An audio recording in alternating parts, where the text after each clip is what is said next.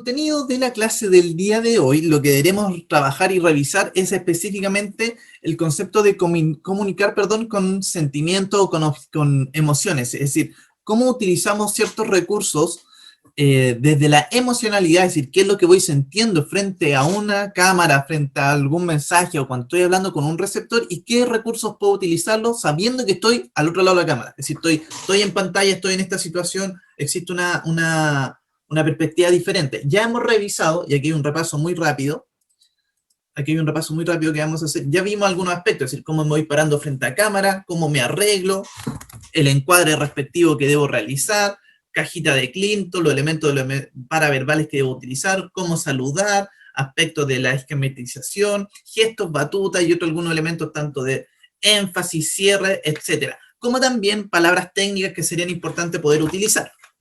Entonces, todos esos aspectos ya revisados, como ahora yo le agrego elementos del qué lo digo. Hemos visto cómo lo digo, el cómo lo digo entendiéndolo desde los elementos paraverbales y no verbales, y el énfasis que vamos realizando en cada uno de ellos. Y ahora voy a agregarle el qué. Y el qué se entiende que en ciertos contextos existen algunos recursos y algunas herramientas que nos permiten ser mucho más asertivos y comunicar mucho mejor. No solamente de lo que creo o lo que siento sobre alguna perspectiva, sino también al utilizar algunos recursos bien claros y bien sencillos, que los vamos a ir revisando ahora. Entonces, comunicar de esta manera, comunicar con sentimientos, emociones, tiene ciertas ventajas. Y lo primero es de que cuando hay una discusión, perdón, lo que te plantea es que puedes evitar ciertos ataques o no podrán discutirte, es decir, que el grado de asertividad de lo que tú dices, lo dices tan bien y lo dices con una claridad que tu receptor lo entiende, que evitas en el fondo que genere una contrarrespuesta. Obviamente es una actividad bien compleja y a veces, y en este caso a mí me ha pasado, que a veces estoy muy molesto con un tema y lo voto nomás. Llego y digo un tema así bien molesto, bien enojado, y después me doy cuenta que puedo haberlo dicho mejor, que no fui muy asertivo, y a veces la mayoría en general la gente reacciona sobre un tema y después analiza y acciona en el mismo punto y vuelven las disculpas o no me expresé bien o quiero regularizar el tema. Entonces, en ese contexto, ¿qué te pido?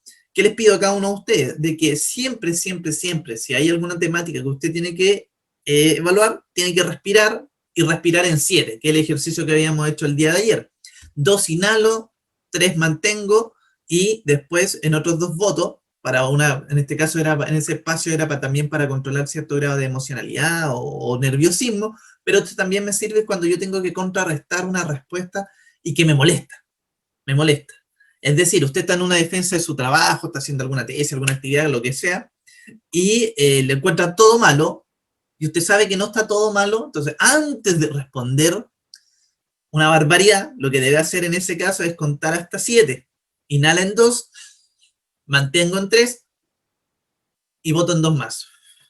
Entonces, ese ejercicio, si yo lo voy repitiendo, me permite ir haciendo, en el fondo, ir pensando, ¿y qué hago en este instante? Mientras respiro, voy pensando qué alternativas de emocionalidades puedo utilizar. Una segunda ventaja que te permite hacer este aspecto es que tu interlocutor se sentirá, en este caso, tu receptor, siente que te conoce. ¿Por qué siente que te conoce? ¿Y a qué se refiere este punto? Esta ventaja es de que la contraparte se identifica principalmente con el grado de emocionalidad que tú dices. Si yo digo estoy molesto, puede ser un punto, y la persona puede entender, oye, entiendo tu molestia. Pero si tú dices, oye, siento pena, la persona, tu contraparte, conecta con esa emoción, en este caso la pena, que independiente que la hayan vivido de manera diferente, pero la pena sigue siendo la misma, en ese sentido, como emocionalidad. Entonces, en ese aspecto, la pena en sí se conoce y la persona, por tu otra parte, empieza a empatizar. Si yo, por otra parte, le sumo otro tipo de lenguaje o otro tipo de verbo que me permita generar, en ponerme en el lugar del otro y empatizar en algún sentido, que es bien complejo, ¿eh? Yo no puedo empatizar una situación que no he vivido o que no he sentido o que tengo una relación, puedo entenderla, puedo ponerme en la situación en general, buscar cierto marco, pero sentir exactamente lo que siente la persona en su pena, en su alegría, en su tristeza o en otro grado, es más complejo aún. Entonces, siempre es importante que si yo lo puedo verbalizar y decir, hoy siento pena, o siento alegría, o estoy muy alegre por esto, por esto, por esto, la otra persona también puede conectar con esa emocionalidad. Lo tercero, y otra ventaja importante de utilizar estos recursos emocionales al momento de usar un discurso y una relatoría, es que la persona con la que te estás hablando son mucho más sinceras, porque en el fondo yo abro mi corazoncito, y hago aquí el gesto técnico, y digo lo que realmente siento. Al decir lo que siento, puedo, entre comillas, la persona se da cuenta de que estoy siendo sincero o que no estoy mintiendo. Y aquí hay un tip sumamente importante, póngame mucha atención a esto. Hay una diferencia desde el lenguaje, y ahí vamos a ir viendo desde los actos del lenguaje, tiene que ver con la antología, que viene de una línea también del coaching, ahí hay un maestro chileno que habla mucho del tema. El punto es que se menciona un punto, hay un detalle importante a destacar, y es que las personas, cuando tú le das una respuesta desde el sentir, se nota un grado de sinceridad, a diferencia de algunas otras palabras, por ejemplo, del creer o el tener. Es decir, si yo digo, y por ejemplo, siento esto, y más adelante vamos a hacer un ejercicio muy claro para que usted identifique, usted siente esto, yo digo, siento pena, o creo tener pena, el mensaje es totalmente diferente. Si se da cuenta, sigo hablando de la pena, pero sentir pena es que como tú lo estás viviendo. En cambio, si yo digo, creo tener pena o tengo pena, la modalidad es totalmente diferente desde el lenguaje. Entonces, ese es otro punto. Y el último es que se pueden justificar más los actos. Ojo, justificar los actos no en pos de cuando se comete algún error y hablar desde la emocionalidad y desde ahí empezar a justificar lo que he hecho o no he hecho. No va por esa línea. Lo que en fondo busca es que si yo respaldo mis actos mediante factores o lo menciono desde la emocionalidad, puedo tener una mejor conexión sobre el mensaje que quiero hacer o tener. Hasta ahí, ¿cómo vamos? Pulgarcito arriba, le invito a que me pueda decir si vamos bien o no, para ir avanzando en este punto. Esta clase es mucho más acotada comparada a la del día de ayer, así que vamos a ir avanzando con temas más concretos. Súper. Entonces, hay dos estrategias. Felipe, ¿cómo lo hacemos? Hay dos figuras súper claras. Una es usar verbos que generen este grado de emocional, verbos emocionales. Revise mi cámara cómo voy moviendo las manitos, cómo se llama este gesto, que ya lo revisamos. Verbos emocionales por un lado, y por el otro lado tenemos los comportamientos o describir los comportamientos, no la persona. Tenemos dos situaciones muy, muy claras para yo poder utilizar la comunicación emocional.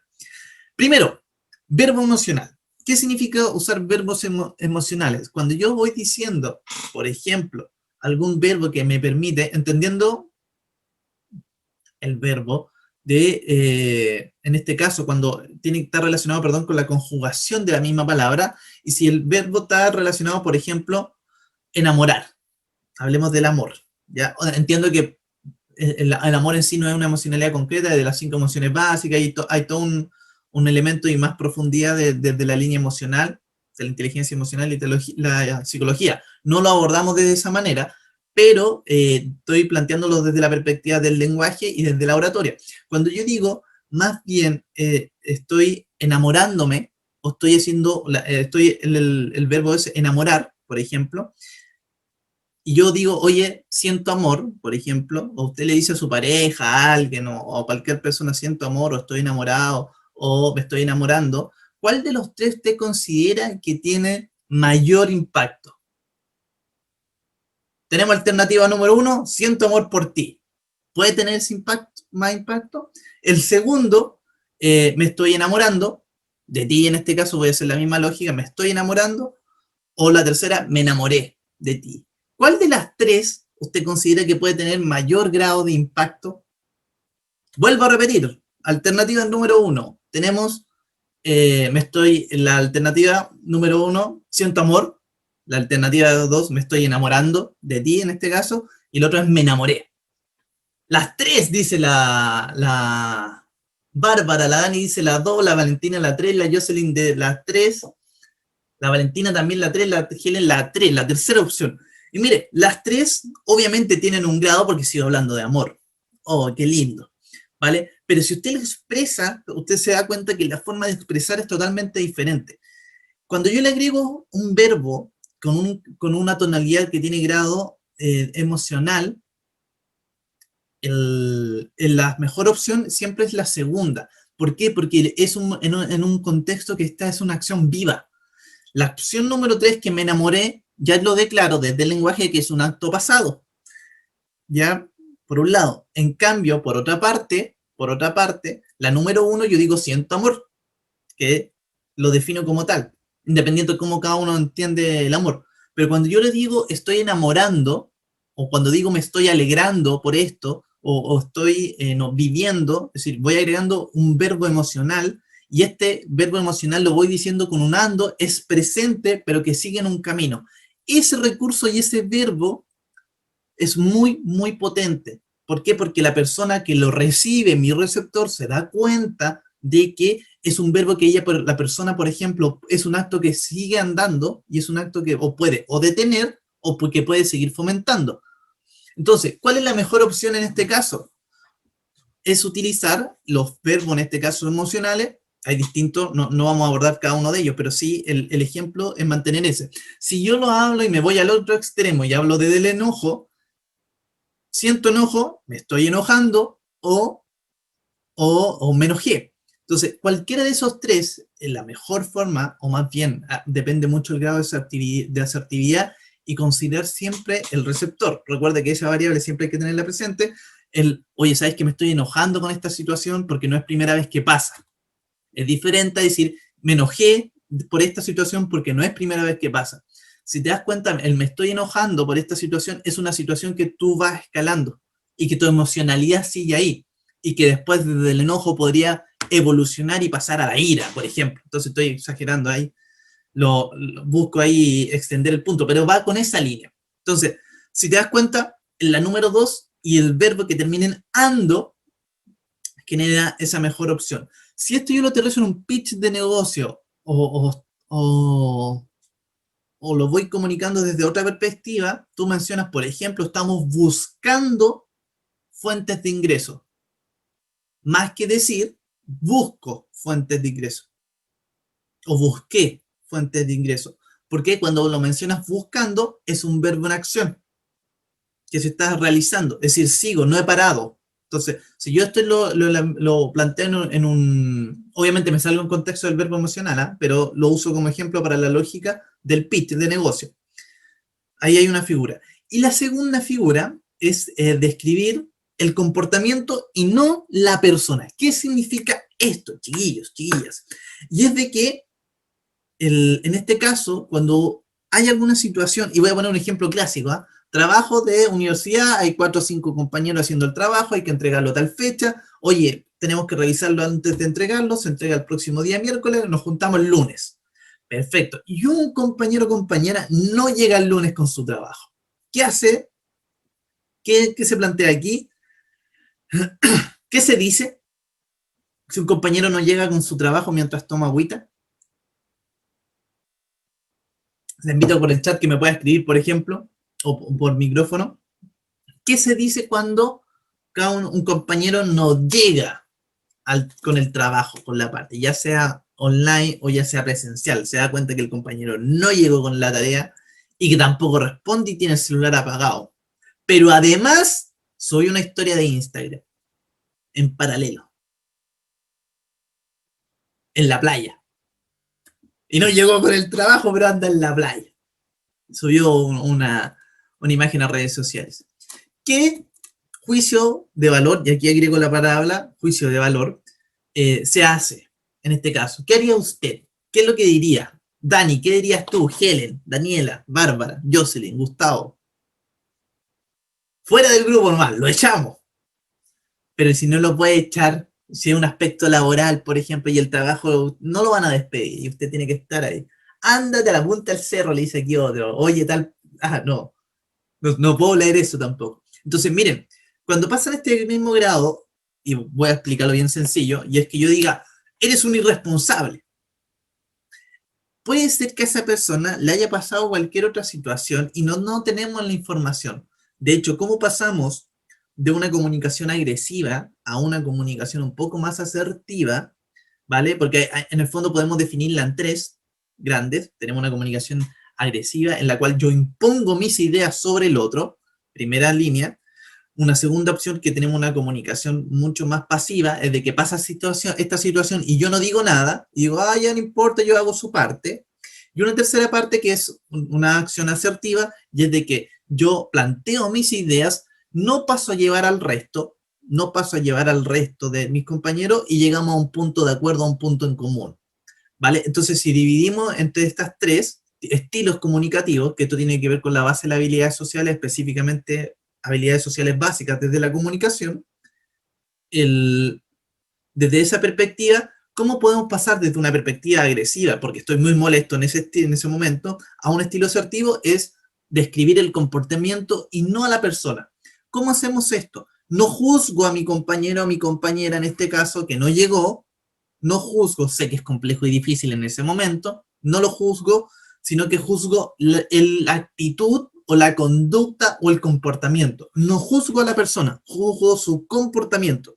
Al juzgar su comportamiento, la persona no se siente tan afectada y puedo ser mucho más asertivo en decirle, ¿sabes qué?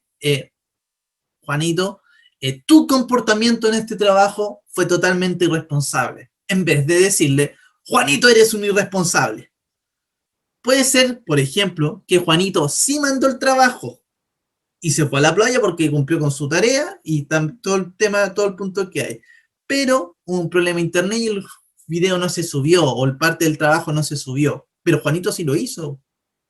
Entonces, más que tratarlo de irresponsable, lo que podríamos hacer para evitar este conflicto es, y que después habría que solucionar el conflicto y después esto sea grande y queda la mansa, queda muy grande el tema. Lo que puede pasar en ese sentido es pasar a la primera instancia, y es juzgar o describir el comportamiento, la conducta de la persona. En este caso, si la persona fue irresponsable, decirle, oye, tu comportamiento, tu conducta en este trabajo fue irresponsable.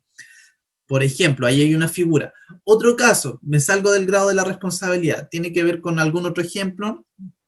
No sé, que dijo un comentario nada que ver en un contexto, fue totalmente impertinente o grosero, en vez de decir, oye, eres un ordinario, un grosero, un impertinente en esta situación, con la persona que teníamos esta reunión, puedes decirle que haya dicho algo ella sin darse cuenta, no tenía toda la información o pasó algo, ¿ya? En vez de decirle, oye, que eres desubicado o desubicada, lo que puedes decirle es, oye, tu comportamiento en esta reunión, oye, tu conducta en esta reunión fue totalmente desubicada. Por esto, por esto, por esto, por esto. Y ahí tú te justificas. ¿Cómo yo lo pongo en un relato completo? Mira, sería de la siguiente manera, para ser mucho más asertivo.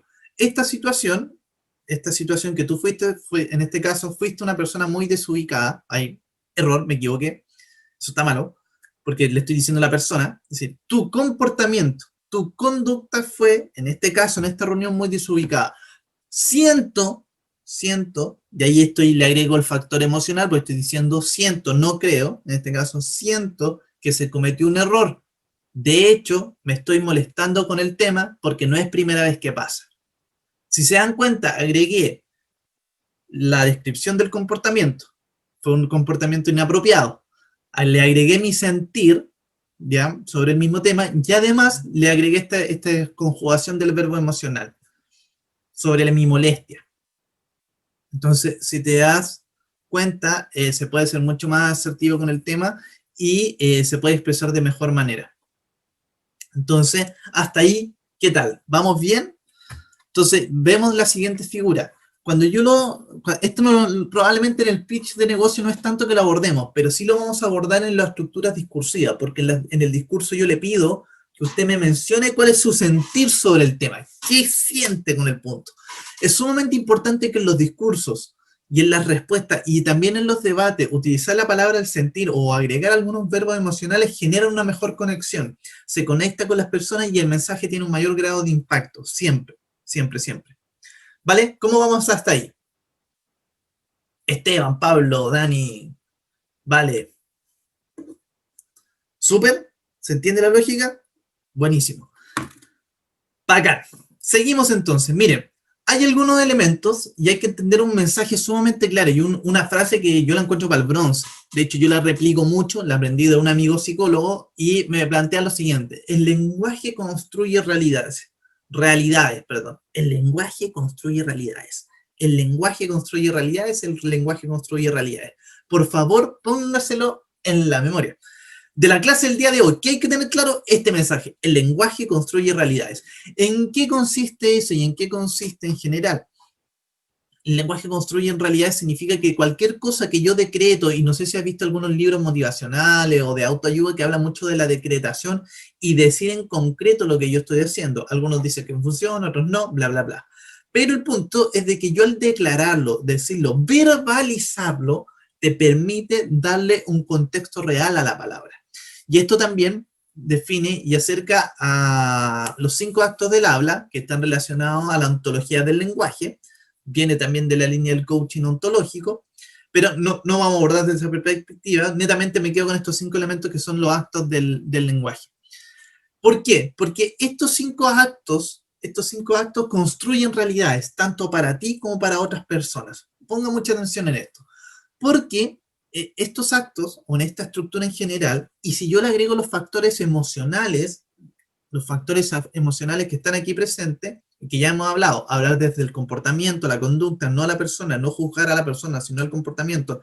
Por otra parte, agregar mi sentir y utilizar la palabra siento, y por otra parte, agregar el concepto del verbo emocional en esa conjugación que yo le explicaba, me permite construir una realidad. Pero además yo la pongo en un contexto. Y aquí hay distintos actos del habla, que están la afirmación, la declaración, la oferta, la promesa, perdón, y la petición. ¿Qué significan estos actos de habla? ¿En qué constan? Constan en que un grado de las partes en este mundo genera y construye una realidad en base a lo que yo voy diciendo, voy pronunciando. Es decir, cuando yo digo al Pablo Rebolleo, y yo le voy a dar un ejemplo, en este caso al Pablo, le digo una afirmación: Pablo, estoy más que seguro que tú eres el mejor ingeniero comercial que existe en la carrera. Yo lo estoy generando en alguna línea y estoy haciendo una afirmación sobre el mismo punto, ¿vale? Es decir, yo soy la persona del receptor que genera una realidad, pero también puede ser que la realidad del mundo o el contexto genere una realidad en mí y que cambie mi perspectiva. Que eso significa en el fondo el contexto de la afirmación. No voy a profundizar en cada uno de ellos, porque no es el foco de lo que estamos viendo, pero sí lo que me quiero destacar en estos 5 es de que de los 5, ¿cuál cree usted que es el más relevante en el grado de responsabilidad en este marco de cambiar el lenguaje o que el mundo se construye, el lenguaje construye realidades? ¿Cuál considera que es el más importante? Le invito a que ponga ahí por el chat o por el micrófono. ¿Cuál de los 5 es el más relevante? El más relevante que hay que tener presente, el que más hay que destacar, el que hay que utilizar siempre. Y le voy a hacer un ejemplo. Esteban creo que quería decir algo, ¿no? No, o lo interrumpí. La afirmación de los 5 que está encuentro aquí yo que es el es más la más relevante. importante. Tómate así, agüita por mí.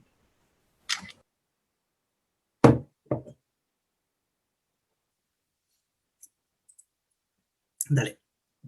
¿Hay alguno? ¿Se le ocurre? ¿Cuál podría ser? ¿Cuál de los 5 es el más destacado, el más relevante? El Esteban dice la afirmación, la declaración, que si yo voy decretando algo, declaro algo, yo cambio la realidad del mundo. La afirmación es que el mundo cambia mi propia realidad.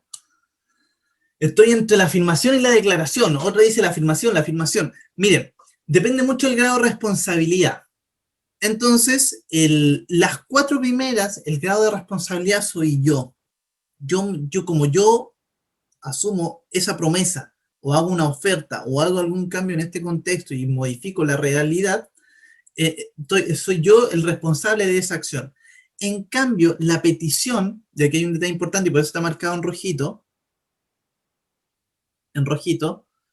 la petición es la que genera un mayor grado de responsabilidad, pero con la contraparte. Entonces, ¿qué es lo que estoy haciendo en este caso? Es que la petición, si yo estoy molesto, expreso algo desde la emocionalidad o estoy usando alguna acción en concreto, y la petición se la hago a un tercero, este tercero también puede tener un grado de responsabilidad mucho mayor, más que yo le haga una oferta, una promesa o una declaración en algún tema.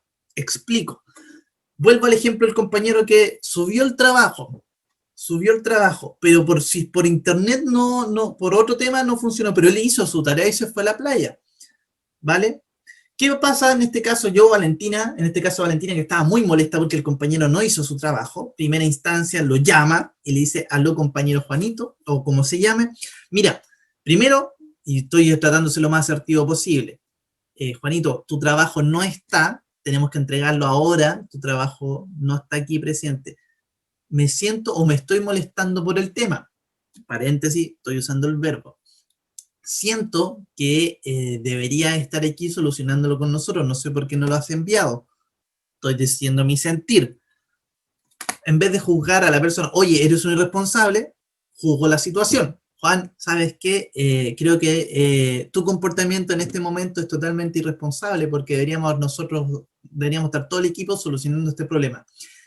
Si yo estoy hasta ahí claro y Juanito me dice, pucha, sí, tienes razón, sabes que yo sí lo subí y déjame ver qué hago, ahí en vez de utilizar, en este caso, Juanito, en vez de decir, oye, no te preocupes, yo te aseguro, y estoy declarando algo, te aseguro que yo voy a la casa y lo subo, por ejemplo.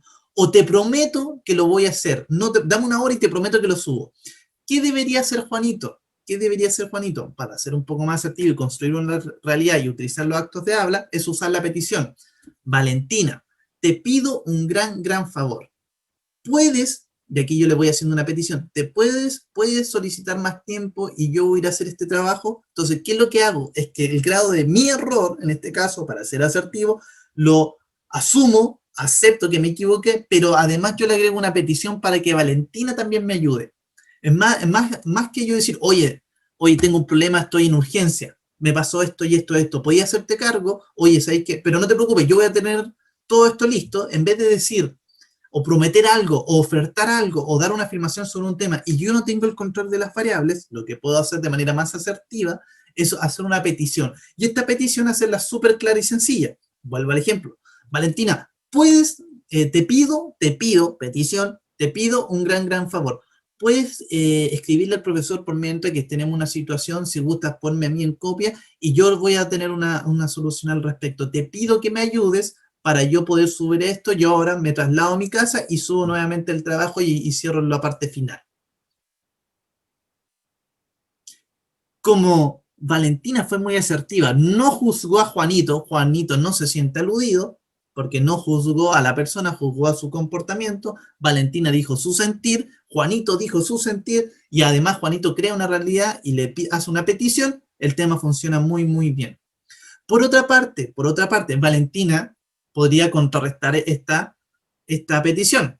Me cambio de teléfono para el otro lado. Y la Valentina le podría decir, perfecto, yo pido más tiempo al profesor Juanito, pero te pido a ti también, y yo te quiero pedir este favor de que sí o sí, a tal hora tú tengas todo esto subido. Es decir, yo voy a hacer esta petición por ti, no tengo ningún problema, la acepto, pero yo también te pido de vuelta, y aunque yo diga súper reiterativo, te pido, es que el grado de responsabilidad tú se lo estás también entregando al otro. Entonces Juanito dice, tomo también el otro lado del teléfono, sí, tienes razón, no te preocupes, a las 2 va a estar listo.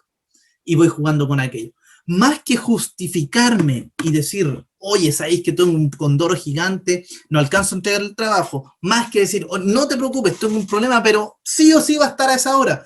Oye, o voy haciendo cualquier acto del habla que me va generando una realidad, lo mejor es que yo siempre pida. Si voy a llegando atrasado a una parte, pido. Si voy a faltar a clase y le escribo un correo al profesor, ¿sabe qué? Estoy en esta situación, le pido un gran favor. ¿Me puedes ayudar? ¿Me puede usted subir las clases o qué material tengo que estar preparado para la próxima semana?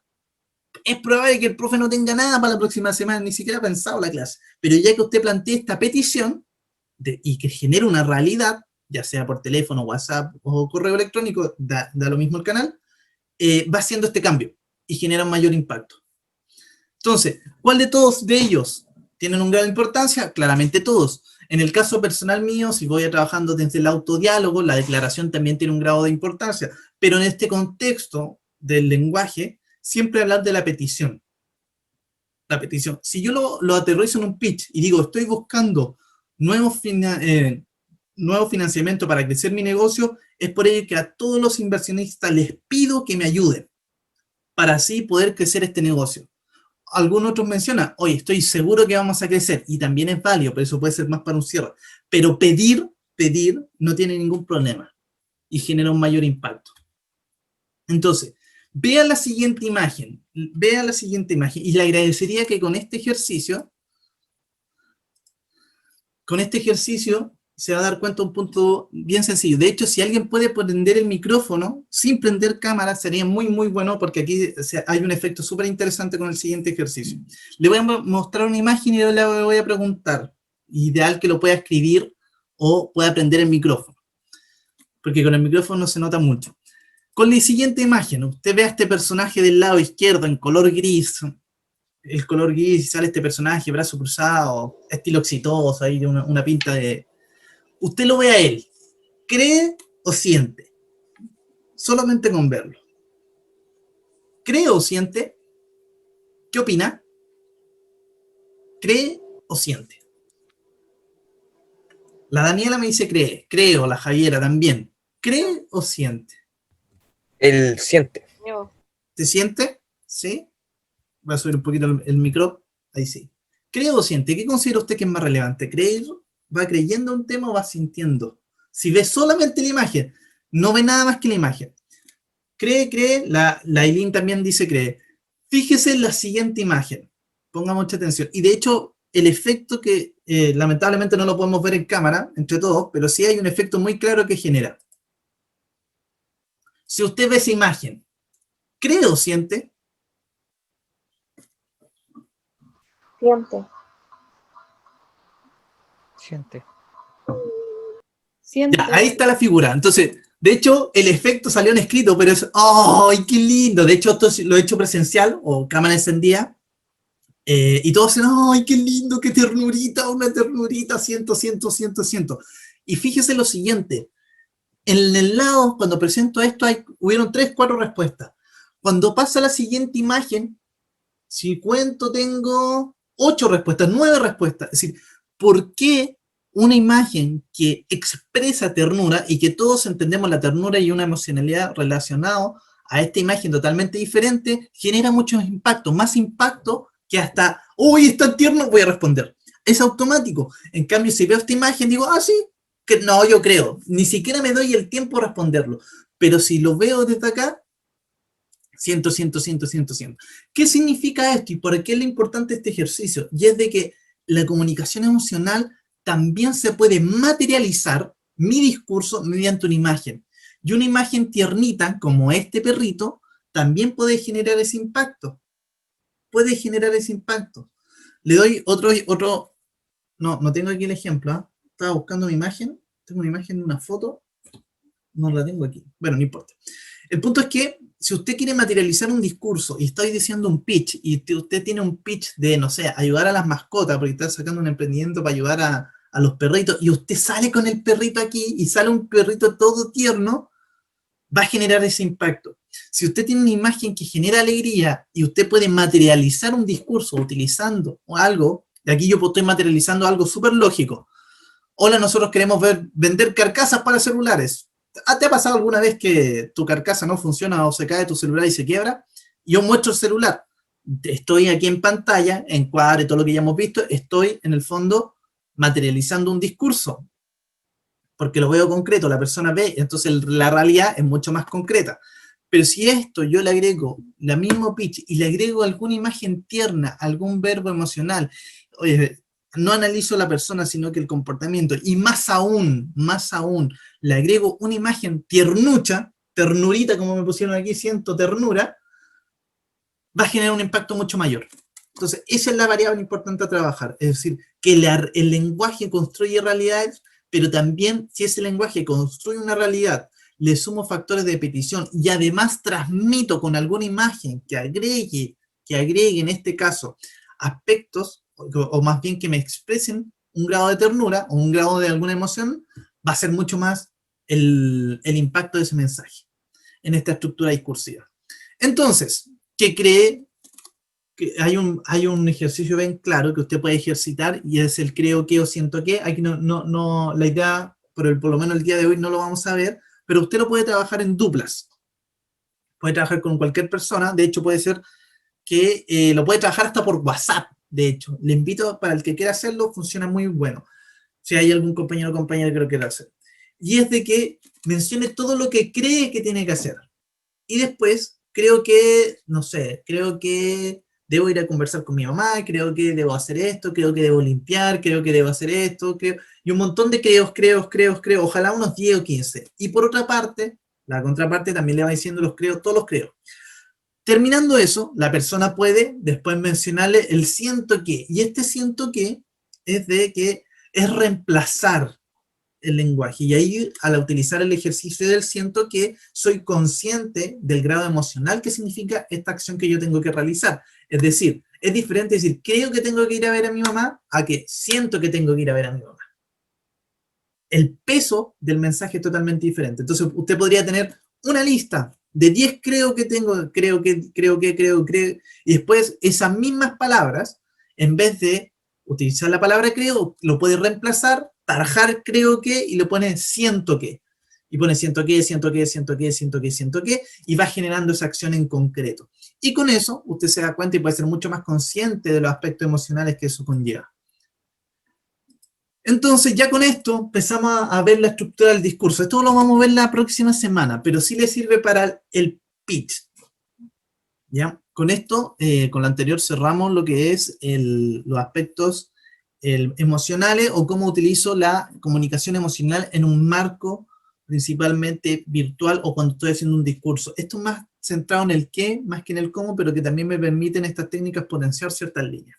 Sumamente importante, chiquillos, chiquillas, aquí en cámara.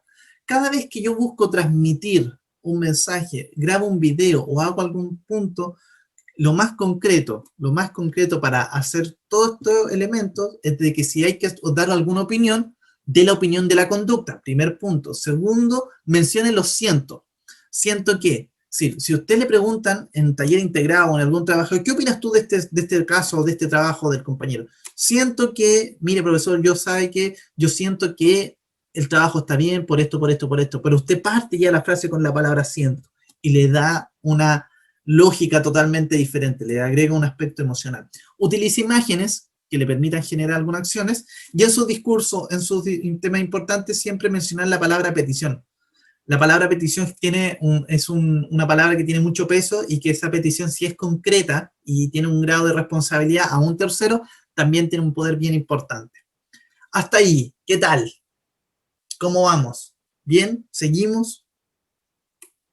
Que esta parte es bien acotada, pero nos sirve como elemento del lenguaje y como recursos para generar una mejor comunicación. En el ámbito virtual, la gracia de esto es que también se puede usar el audio, es decir, perfectamente usted puede utilizar un audio para mandar, oye, siento que pasó esto, no corresponde, bla, bla, bla, bla, bla, bla, bla. Lo que vimos anteriormente fue en cámara, esto se puede aplicar mucho en audio. De hecho, el ejercicio y el ejemplo que yo le di con Valentina y Juanito es netamente yo hablando por teléfono.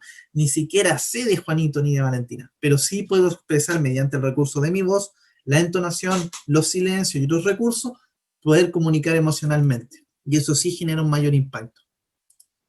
Entonces, ya con esto empezamos a abordar las estructuras discursivas. ¿Qué vamos a ver la próxima semana? ¿Qué vamos a trabajar? Y les doy un pequeño ápice de lo que vamos a ir viendo.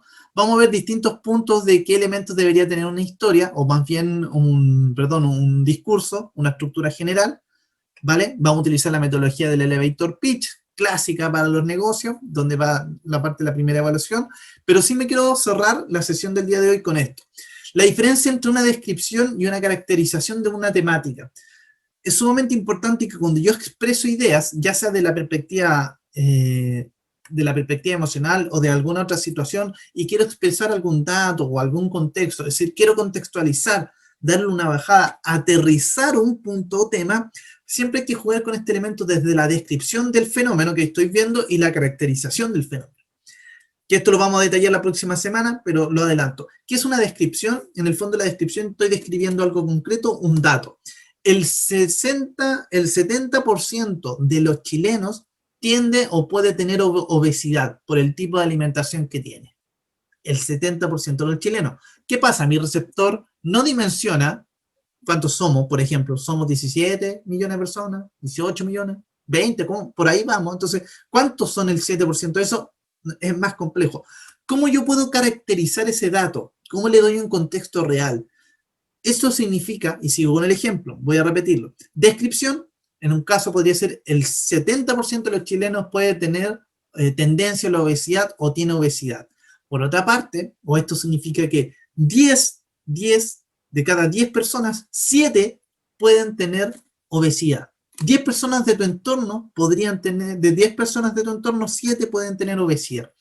Si te das cuenta con eso, estoy caracterizando y aterrizo mi idea concreta en una realidad. Y todos o todas tienen un grado de percepción que pueden ubicar por lo menos, no, probablemente no conocer, pero ubicar a 10 personas.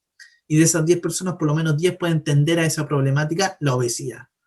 Entonces, ¿por qué me sirve mucho eso? Porque en el fondo aterrizo una idea y la persona, como estoy creando lenguaje, estoy generando una realidad para impactar al resto, puedo utilizarlo. ¿Por qué se lo menciono? Porque si usted quiere hacer su idea, su pitch para la próxima semana en este caso, puede utilizar estos elementos y le permite usar ese recurso. Funciona muy bien y caracteriza y aterriza una idea de muy buena forma.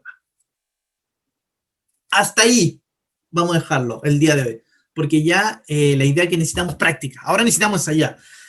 Entonces, recomendaciones generales para el contexto que vamos a ir trabajando de la próxima clase, que ya tenemos trabajar la estructura discursiva, el pitch y algunas otras metodologías, el storytelling u otras, y cómo generar algunas acciones, tanto el interés o trabajar con algunos otros elementos que tienen que generar atención en pantalla, cómo generar interés, decisiones o acciones concretas.